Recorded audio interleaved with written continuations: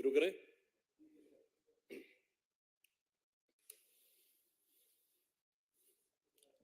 मित्रों, आप सभी ने देखा होगा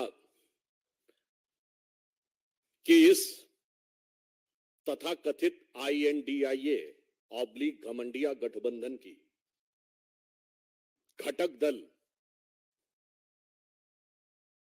तमिलनाडु के DMK के मंत्री उदयनिधि जो स्टालिन जी के बेटे हैं, उनका जो एक बयान आया है उससे ये मोहब्बत के दुकानदार का असली किरदार अब पूरी तरह उजागर हो गया है। क्योंकि हम ये कह रहे हैं कि ये कोई आइसोलेशन में दिया गया बयान नहीं है। This is not an statement given in isolation, but it is having a complete consequential sequence. आप पिछले कुछ समय से देखिए, बिहार के शिक्षा मंत्री पहले हिंदू धर्म ग्रंथों के बारे में बयान देते हैं, ये भी I.N.D.I.A ऑब्लिक घमंडिया के घटक दल है। फिर उत्तर प्रदेश में स्वामी प्रसाद मौर्य अभी चंद दिन पहले हिंदू धर्म धोखा है बोल चुके हैं। याद करिए, इससे पहले कर्नाटक में वर्तमान में PWD मिनिस्टर सतीश झारकीवली, जो कांग्रेस पार्टी के हैं, मुख्य घटक घमंडिया गठबंधन का, ये बोल चुके हैं हिंदू शब्द बड़ा गंदा है, जब ये कार्यकारी अध्यक्ष हुआ करते थे कर्नाटक प्रदेश कांग्रेस के। गोपाल इटालिया, जो इस समय आम आदमी पार्टी के महासचिव हैं, जो गुजरात आम आदमी पार्टी के अध्यक्ष हुआ करते थे, वो बोल चुके हैं कि मंदिर नहीं जाना चाहिए, देवी देवताओं की पूजा नहीं करनी चाहिए। और अब उससे पूर्व के भी दौर की बात याद करें तो जब ये सत्ता में थे, जैसे आज आदरणीय गृह मंत्री जी ने बात याद दिलाई है कि क्या कहते थे, मुस्लिम should have first right over the national resources of India. इन्होंने अपने मन से तथाकथित हिंदू आतंकवाद की पूरी थ्योरी गढ़ ली थी। याद करिए, जनवरी 2013 यूपीए सरकार के गृह मंत्री सुशील कुमार शिंदे जयपुर में यह बयान देते हैं कि हिंदू टेरर कैंप्स चल रहे हैं, और जब सदन में उनसे पूछा जाता है, आप होम मिनिस्टर हैं, आपने बयान दिया है तो सबूत दीजिए, तो अपना स्टेटमेंट विड्रॉ कर लेते हैं कि मैंने ऐसे ही कहा था। इसलिए ये जो घटनाएं हैं ये केवल ऐसे ही नहीं हो रही हैं। इससे पूर्व भी तमिलनाडु में कोलत्तूर गांव, पेरम्बूर जिला, वहां पर कुछ साल पहले यह कह दिया गया कि मुस्लिम समाज की आबादी 70% हो गई है तो मंदिरों में पूजा नहीं होनी चाहिए, क्योंकि उनकी धार्मिक भावनाएं हर्ट होती हैं। और इसी गठबंधन के घटक दल DMK की सरकार ने उसे एक्सेप्ट कर लिया।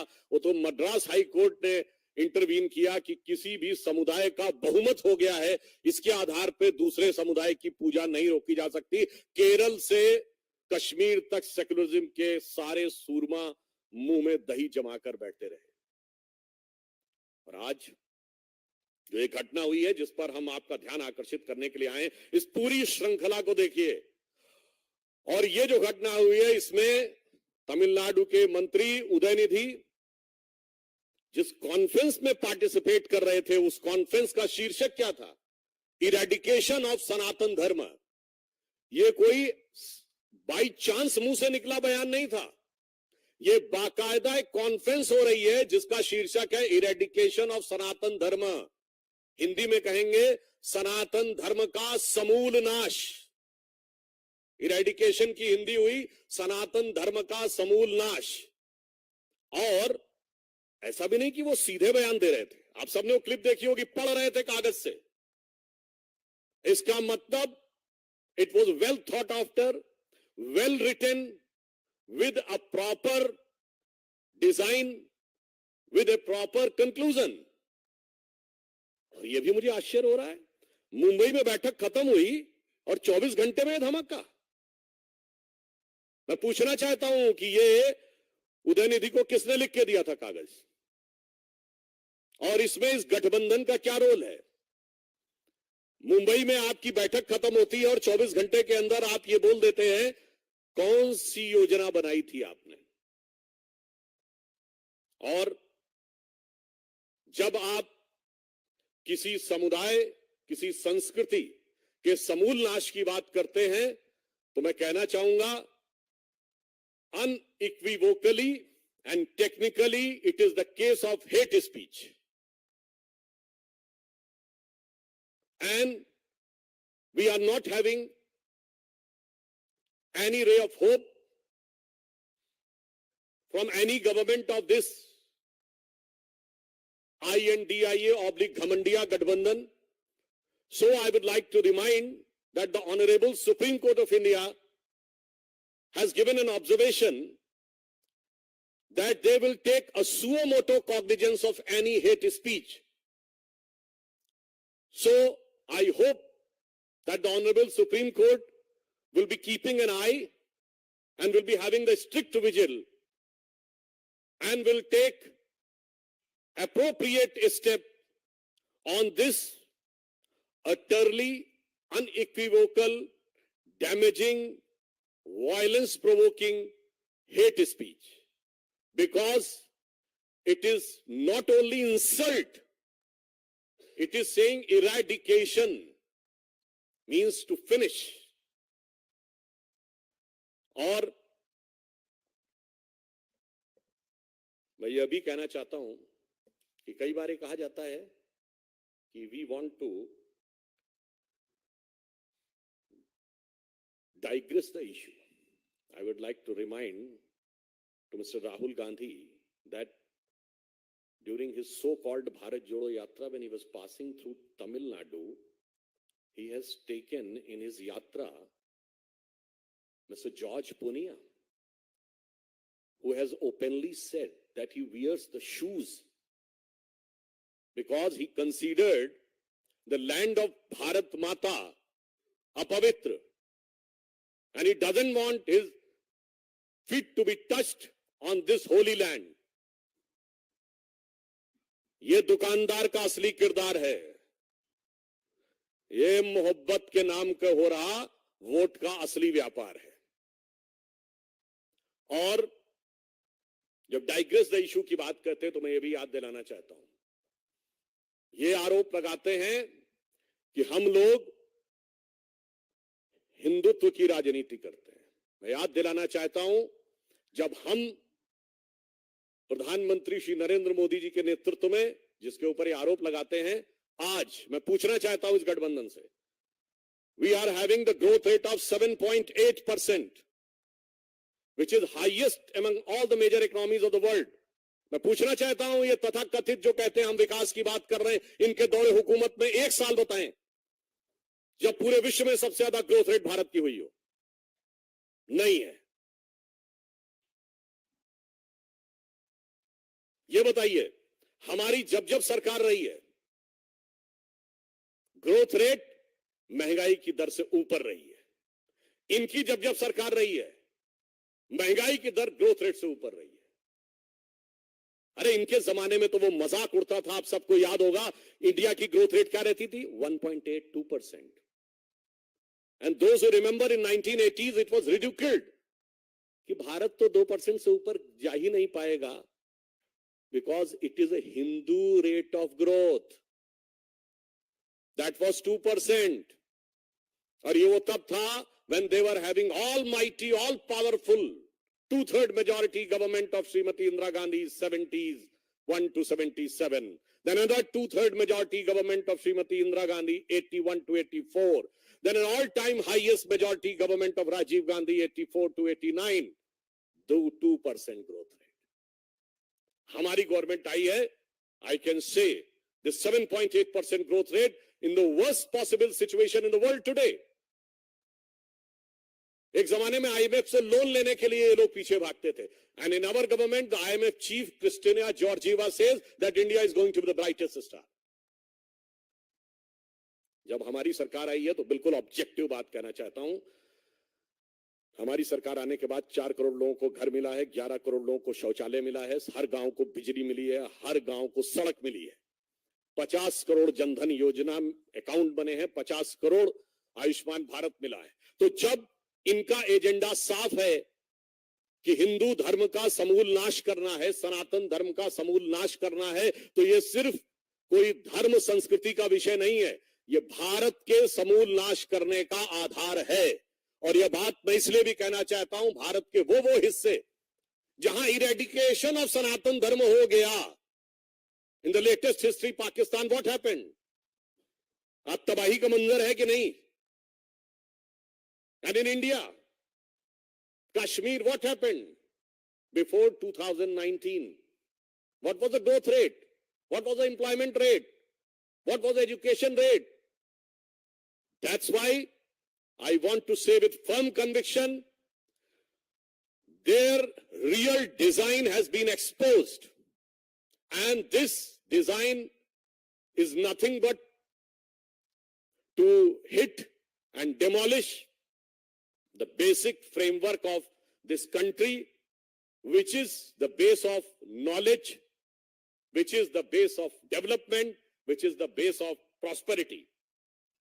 मैं याद दिलाना चाहता हूं, ये सो कॉल्ड सेकुलर सरकार में इस देश में सोना गिरवी रखा गया था. Foreign exchange reserve 1991, I would like to remind, within 1 year 2 times devolution of rupee, $1 billion, less than $1 billion of foreign exchange reserve.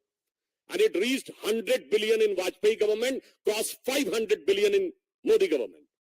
This is our development. और आप जिसको मुद्दे की बात कहते हैं, आपका मुद्दा सिर्फ भारत और भारतीय संस्कृति का अपमान ही नहीं करना, अब बहुत साफ हो गया है कि उसका समूल नाश करना है. तो भाई any parameter, if they want to talk, again I would like to remind, आपके जमाने में SC/ST कमीशन एक होता था, हमने ST कमीशन अलग किया है. आपके जमाने में ओबीसी कमीशन जैसी कोई चीज ही नहीं होती थी, हमने किया है. आपके जमाने में रिजर्वेशन ही खत्म था, कश्मीर में नहीं मिलता था, कई इंस्टीट्यूशंस में नहीं मिलता था, हमने दिलवाया है. समाज के हर वर्ग का वास्तविक सम्मान हमारी सरकार में हुआ है. अब मैं ये भी एक बात कहना चाहता हूं अपने तमिल भाइयों से. I would like to urge to our Tamil brothers, those who want to say that if in Sanatan Dharma there is only thing which is divisive and discriminatory, and they are thinking that this is like a disease and virus. मैं उनको याद दिलाना चाहता हूं, if the scientist like Robert Oppenheimer sees its inspiration from Srimad Bhagavad Gita, if the scientist like Erwin Schrödinger in his book What is Life says that he is inspired by Upanishads, if the father of the rocket science, Werner von Braun, whose guru was Hermann Oberth, and he said that he uses to read Vedas for knowledge, Werner Heisenberg has said that he has got the final concept of relativity, uncertainty by discussing with Gurudev Rabindranath Tagore on the Vedantic philosophy. मेरे भाई, अगर बड़े बड़े साइंटिस्टों को इसमें knowledge नजर आ रही है और आपको सिर्फ डिवीजन नजर आ रहा है, तो वायरस आपके दिमाग में आ गया है. वायरस ये नहीं है, the virus is in your mind, and this virus is nothing but, one is a Macaulay virus of 19th century, another is a Marxist virus of 20th century. और इस अमृत काल में इस विष को निकालना होगा. मैं तमिल भाइयों से कहना चाहता हूं, you talk about the Tamil pride, and he was saying that the Sanatan is a word from Sanskrit language. I would like to say all the so-called Dravidian parties use the word Dravid. Dravid is not a Tamil word, it is a Sanskrit word, which has been misappropriated by Britishers. It is part of 2 words of Sanskrit. Drav means liquid, Ra means dharti. That is that part of land which is surrounded by water. And it is being used by Adi Shankaracharya. और वेदों में शुनाशेप की कथा में आता है, Adi Shankaracharya, when he came to Kashi and he has to discussion with the Vidvat Parishad, they asked, young boy, you give your introduction. Then Shankaracharya said, Adi Shankaracharya I'm talking about, he said, अहम द्रविड़ शिशु अस्मि, मैं द्रविड़ शिशु हूं. All the frameworks of Vedantic philosophy emerged from this southern India, which they call the Dravid land. It is called Dravid land in the Sanskrit text. अद्वैत के प्रवर्तक शंकराचार्य केरल से, द्वैत के प्रवर्तक मध्वाचार्य कर्नाटक से, विशिष्टाद्वैत के प्रवर्तक मध्वाचार्य कर्नाटक से, द्वैत के प्रवर्तक रामानुजाचार्य तमिलनाडु से, द्वैताद्वैत के प्रवर्तक निम्बार्काचार्य आंध्र से, वेदों पर एकमात्र भाष्य लिखने वाले सायणाचार्य विजयनगर एम्पायर से, यानी आज का कर्नाटक और आंध्र. मान्यवर, क्या हिस्ट्री पढ़े हैं? ये कौन सा वायरस आपके दिमाग में घुस गया है? और मैं इसलिए ये भी कहना चाहता हूं, ये वायरस जानते कहां से घुसा है? There was a British missionary whose name was G.U. Pope, George Uglo Pope. He has first time tried to bifurcate and he used the word Tamil race. मैं कहना चाहता हूं, जाके पढ़ो उसने क्या क्या लिखा है आपके बारे में. इतनी निगेटिव बातें भी लिखी हैं. And those who want to cherish, there was another father, his name was John Lazarus. He has written objective thing, but you are not ready to accept the objective thing. G.U. Pope has written all the thing with design, और वो समझ में आने का प्रयास होता है. I would just like to say that in Thirukkural, 1,330 verses were written by our esteemed Tamil saints, और उसमें 3 पार्ट, परुल आगम काम, धर्म अर्थ काम, जो धर्मशास्त्र में लिखा है. मगर अफसोस ये है कि ये मैकाले और मार्क्स का वायरस ऐसा घुस गया है कि अपनी ही नहीं पढ़ रहे हैं संस्कृति.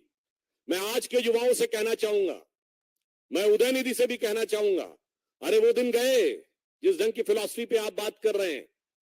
Shed this virus of 19th century of Macaulay and 20th century of Marx. Come today and see what Modi ji is doing. हमने तमिल संस्कृति को जो सम्मान दिया है, Singol, which has been discarded by Jawaharlal Nehru, has been established with full honor and prestige in the new Parliament of India.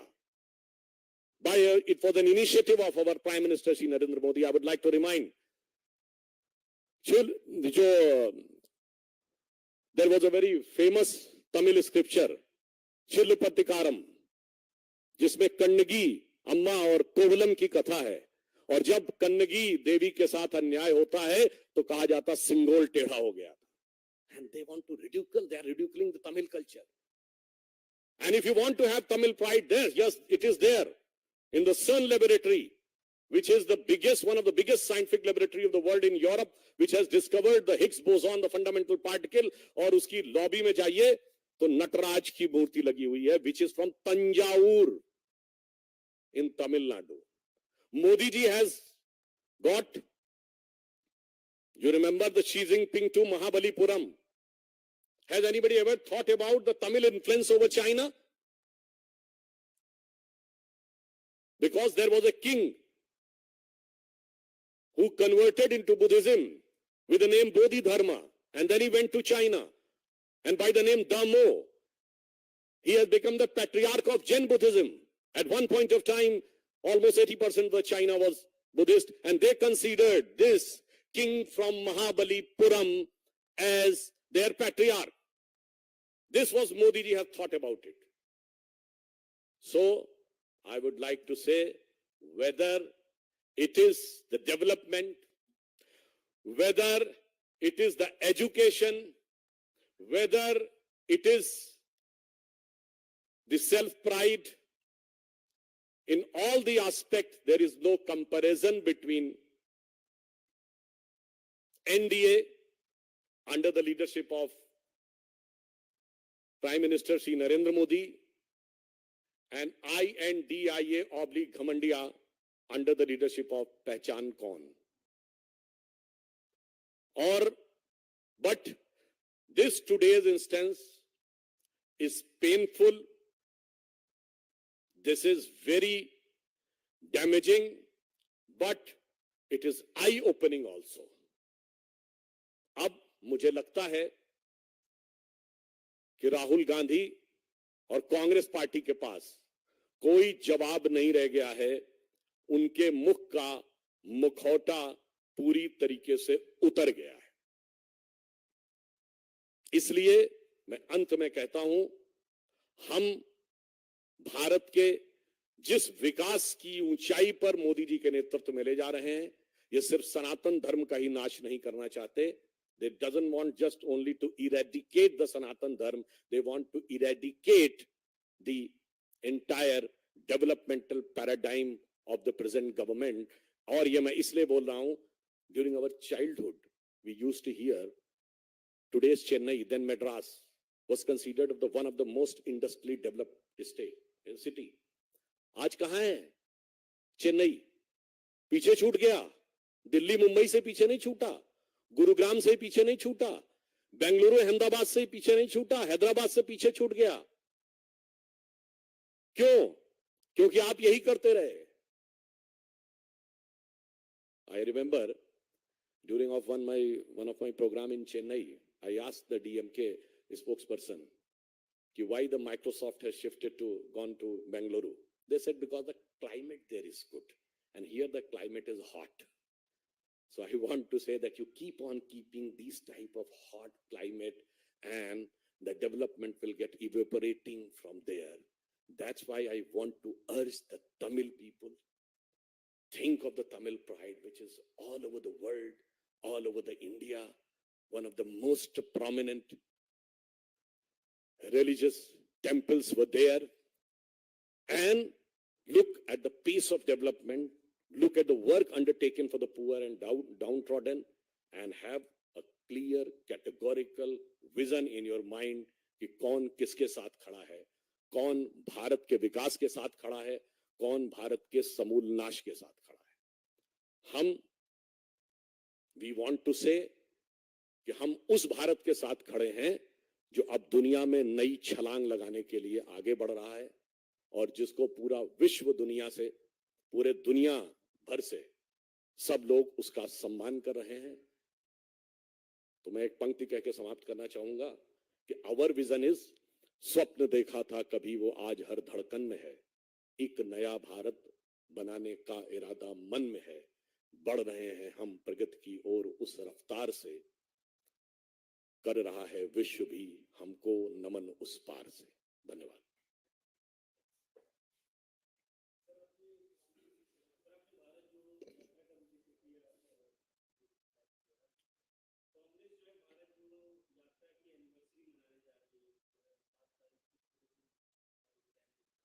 बरसी मनाने जा रही है.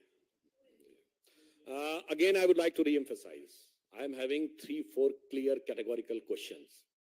मैं उसको re-emphasize कर देना चाहता हूँ. Number 1, the name of the conference was Eradication of Sanatan Dharm. I want a clear answer from Congress Party. You are in favor of eradicating Sanatan Dharm और हिंदू धर्म. हिंदी में कह देना चाहता हूं, मैं कांग्रेस पार्टी से साफ पूछना चाहता हूं, आप सनातन धर्म और हिंदू धर्म के समूल नाश के पक्षधर हैं या नहीं? नहीं तो गठबंधन पे क्या विचार है? पॉइंट नंबर 2, वो पढ़ रहे थे उदयनिधि, वो कागज उनको किसने दिया पढ़ने का? पॉइंट नंबर 3, इस गठबंधन की मुंबई बैठक के 24 से 48 घंटे के अंदर यह घटना कैसे हुई? वो साफ करें कि क्या उन्होंने कोई ऐसी योजना वहां बनाई थी? एंड पॉइंट नंबर 4, ये हमारे हिसाब से हेट स्पीच है और इसके ऊपर तमिलनाडु सरकार को कार्रवाई करनी चाहिए. And point number 5, that we urge and request the Honorable Supreme Court of India that you have said that you will keep, Supreme Court will keep an eye and will take a suo motu cognizance of hate speeches, that they should examine it and take an appropriate action in accordance with the law.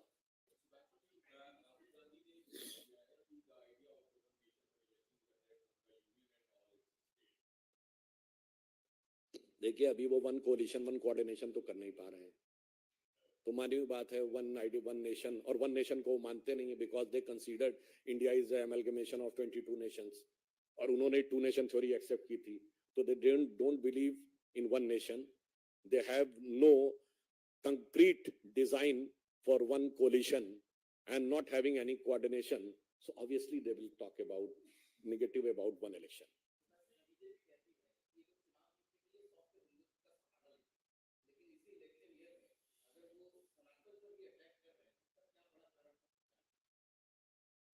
देखिए जानते क्या हो सकता है, दो चीजें हो सकती हैं, either there are certain elements which is been playing in the hand of forces who want to weaken India, और दूसरा हो सकता है कि मुखौटा जितना भी चढ़ाया, मगर एक वर्ड होता ना, कहते कहते दिल की आरजू लबों पे आ ही जाती है, तो जो आपके दिल की इच्छा होती है, वो एक कहावत कही जाती ना, पुराना गीत था, लाख छुपाओ छुप न सकेगा, राज हो कितना गहरा, दिल की बात बता देता है असली नकली चेहरा। तो जब वो हिंदुत्व की बात करते हैं, हिंदू धर्म की, वो नकली चेहरा होता है और ये असली चेहरा।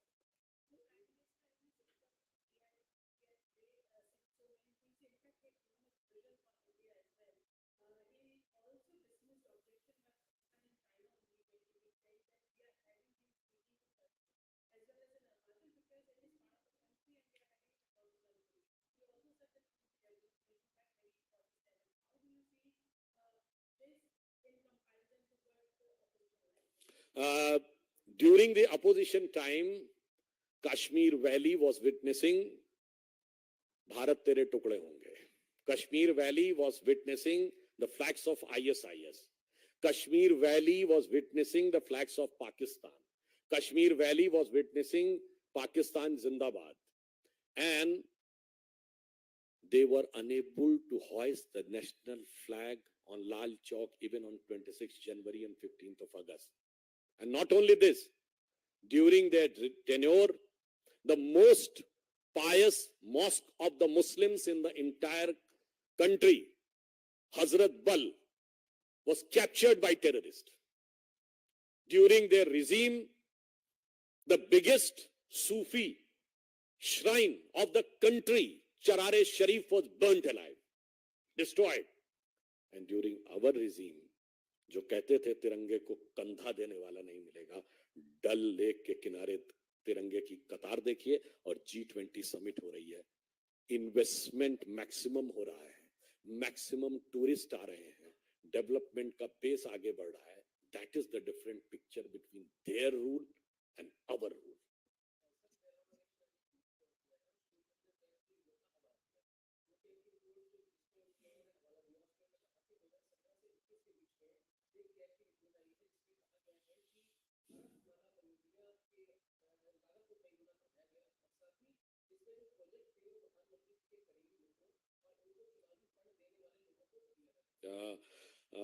I would.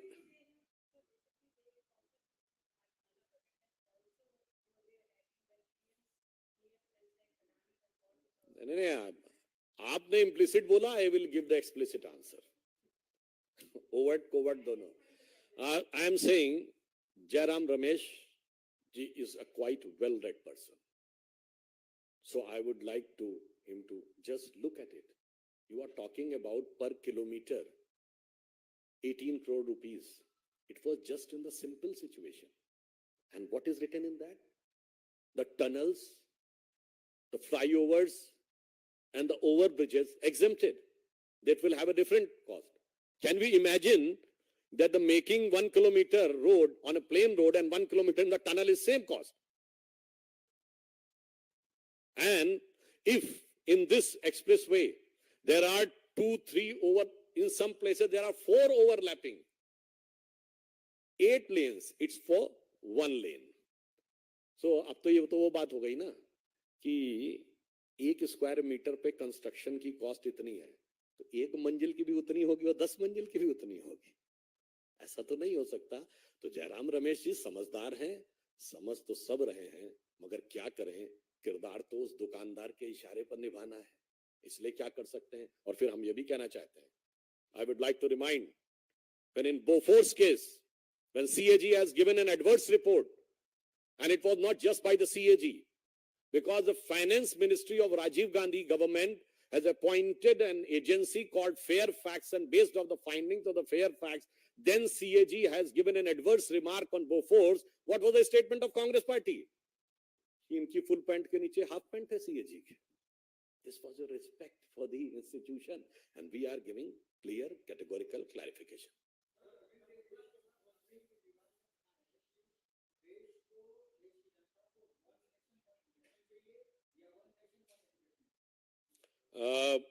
जिस एजुकेशन की वो बात कर रहे हैं, उस एजुकेशन में एजुकेशन मिनिस्टर एक बोतल के बदले दूसरी बोतल भी देता है. आपको देश में कोई ऐसा शिक्षा मंत्री नहीं मिलेगा. अच्छा चलिए, I give U A question, you enlighten me that in any state have you heard कि शराब मंत्री और शिक्षा मंत्री एक ही हो, और शराब मंत्री शराब पीने की एज कम कर रहा हो और एक पौवे के बदले दूसरा पौवा फ्री दे रहा हो. मतलब शिक्षा मंत्री कहे शिक्षा चला रहा हूं और दूसरा चेहरा बन के शराब मंत्री में कहे एक पौवे के बदले दूसरा पौवा फ्री. इसे कहते हैं चेहरे पे कई चेहरे लगा लेते हैं लोग. और केजरीवाल जी तो अद्भुत माहिर व्यक्ति हैं. मतलब बताइए 10 साल में जितने किरदार उन्होंने बदले हैं वो तो मतलब अद्भुत है. आप तो उसकी तुलना ही नहीं करते हैं, तुलना ही नहीं कर सकते. मतलब जिनके खिलाफ बोलते थे आज उनके साथ में खड़े हो गए. और इतना ही नहीं, जैसे कहते ना वो लाइन थी, रफ्ता रफ्ता वो मेरी हस्ती का साया हो गए. तो हाँ, आज केजरीवाल जी रफ्ता रफ्ता उन सारे लोगों की हस्ती का साया हो गए जिन्हें वो भ्रष्ट कहते थे.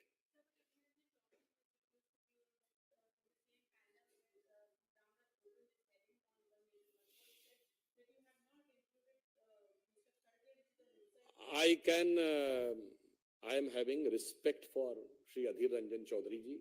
He is a leader of the opposition, but I am fully sympathizing with him.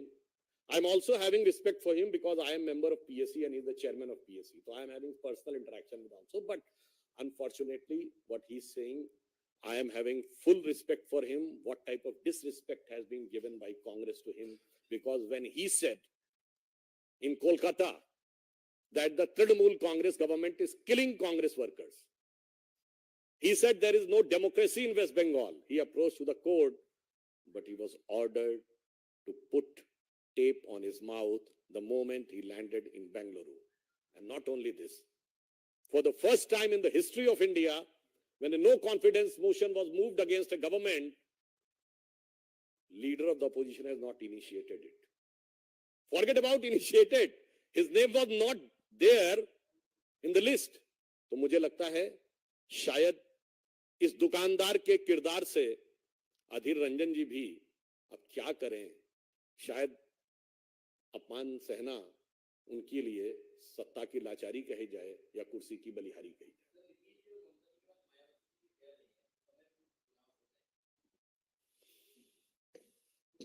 देखिए, मेरा ये कहना है सबको अपने अपने कयास लगाने का हक है, तो जिसको जो कयास लगाना हो लगाए, परंतु हमारी सोच चुनावों तक सीमित नहीं है.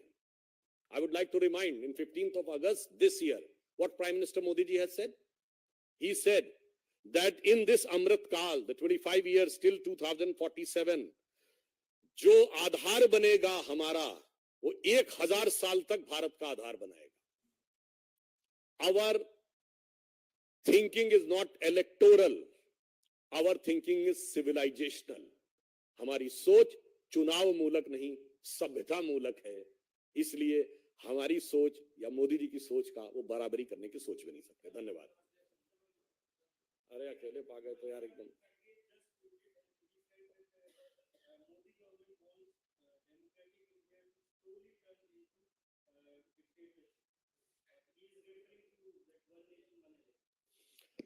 तो इसका मतलब कि जब जवाहरलाल नेहरू जी के टाइम में वन नेशन वन इलेक्शन होता था, तो it was what type of rule it was. तो मुझे समझ में नहीं आता है, ये कांग्रेस के नेता अपने नेताओं को बदनाम करने में भी कोई चिंता नहीं करते.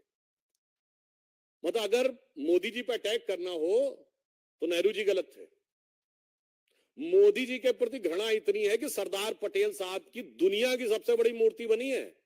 पूछिए आज तक कोई कांग्रेसी गया है उस मूर्ति पे फोटो खिंचाने? कितनी हकारत भरी हुई है, अपने नेता को छोड़ दिया।